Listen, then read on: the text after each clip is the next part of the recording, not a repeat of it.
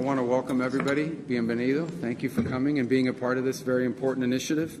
It's a critical initiative. Obviously, we start with a strong focus on security, but there's so much more here. And as you've seen so much more we can work together on. And as you've seen from the cabinet members that are here today, again, on behalf of the President, he is currently on his way to Dover Air Force Base to receive, sadly, the remains of the 6 Americans who lost their lives in the operation against Iranian terrorism. And so he apologizes for not being able to join us for this lunch, but he knew you would understand. But he's very excited about this initiative, and I'm personally very excited to be part of this with each of you today. It's a top priority for us.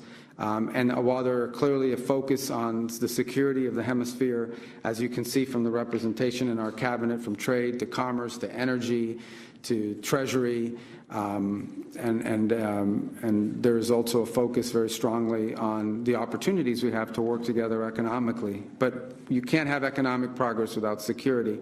And as evidence of the President's strong commitment to this initiative, so that this is not just going to be something that we meet one time and have conversations and we meet once a year and put out a paper. We want it to be an issue of action. He has appointed Secretary Noem as the special envoy dedicated to this relationship.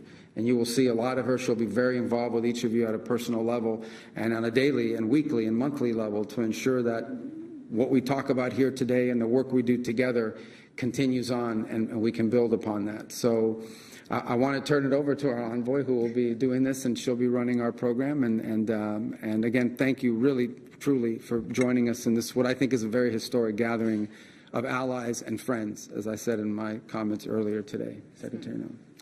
Well, thank you, Secretary Rubio. I appreciate all of you being here today and for making this a priority. First of all, I offer thanks to our President, who had the vision to bring all of you as world leaders here to have the conversation on not just protecting your countries, but also protecting your neighbors, and the Shield of America is becoming a real vision.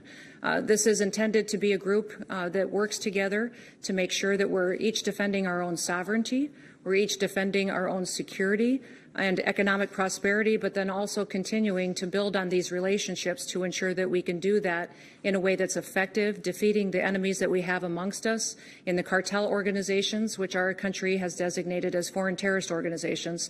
But then also by adding that security element, we have an opportunity then to have economic prosperity that blesses all of our people. So I do want to thank the President for creating this and for giving me the honor and the opportunity to serve as a special envoy to this region, to the Western Hemisphere.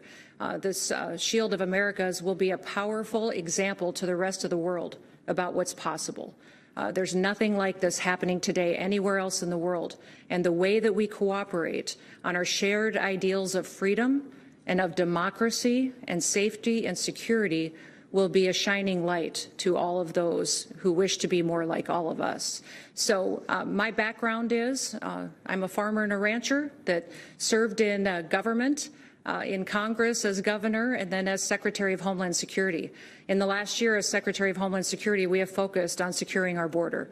We have transformed our country from one that was being invaded by enemies, millions of them that were coming in unvetted, that we didn't know who was there and who wished to harm us. We've secured that border. We've focused on removing public safety threats, and over 3 million people have been deported or removed from our country in the last year. Secure borders has changed everything for our country. It's allowed us an opportunity to focus on business and investment, relationships with other countries, and has ended the crisis that our country was going through in the years previous to President Trump's leadership. So that is something that we recognize, that now that America is secure and our borders are secure, that we want to focus on our neighbors and to help our neighbors with their borders and challenges that they have so that they may have the security that we enjoy. I've looked forward to meeting many of you. Many of you I've met throughout the last year and spent time with. I know President Bukele was probably, I think, the first world leader I had the chance to visit with. We partnered on security and in El Salvador, and appreciate the way he's brought peace to El Salvador, and prosperity is following. That's been a great example.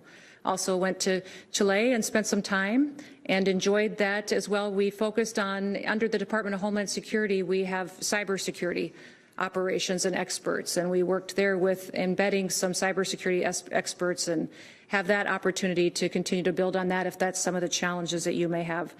Spent some time in Argentina with President Milei as well, and appreciated his focus on economic prosperity and how we could work together on that.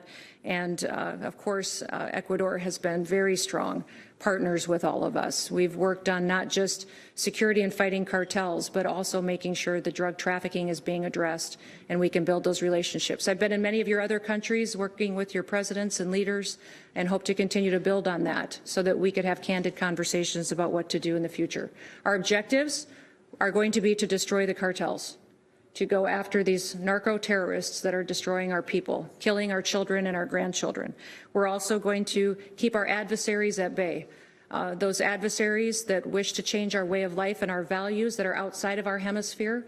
We want to ensure that we're continuing to keep them out of our hemisphere and focus on building alliances amongst ourselves and our strengths. We have worked and are proud of the Department of War with the conference that many of you just attended the last few days, and we'll continue to do that. We want our hemisphere to be safer, to be more sovereign, and to be more prosperous, and looking forward to working with you on all of that. The first objective will be not just on sovereignty, but also migration control, that we will work on economic prosperity. We'll have and reverse these harmful foreign influences that have come into many of our businesses, our technologies, and we've seen infiltrate different areas of our way of life. That will be my objective every day. I will, when the press leaves, give you all my personal cell phone numbers so that you can reach me at any time that you may need something, and we'll work together to continue to make sure that our relationship is a shield to the Americas, that this will be a Western Hemisphere that is better, safer, more prosperous, and more free because of the leadership that all of you provide. So thank you to Secretary Rubio for hosting this and having the vision to bring us all together. I think this will be something that for years to come will bring more security to our nations. All right. Well, thank you. We'll ask our friends and not friends to leave.